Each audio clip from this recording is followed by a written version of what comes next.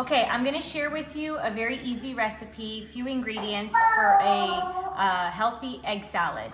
You have a slice of sourdough toast with organic cheddar cheese, half an avocado, 1 hard-boiled egg, about a tablespoon of healthy mayo. I'll make a short video on that later, and black pepper. So mix all the ingredients, smash it up.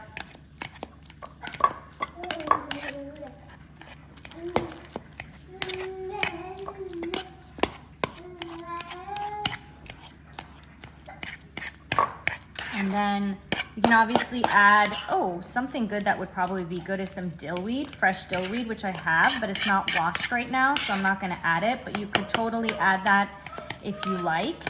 And then I'm gonna put some fresh pepper, mix it in, scoop it on, and there's your healthy egg salad. Has protein, nothing bad, the mayo is healthy. Try it out, let me know what you think. Share your own recipes as well, and we can all learn from each other. Top it with some extra pepper.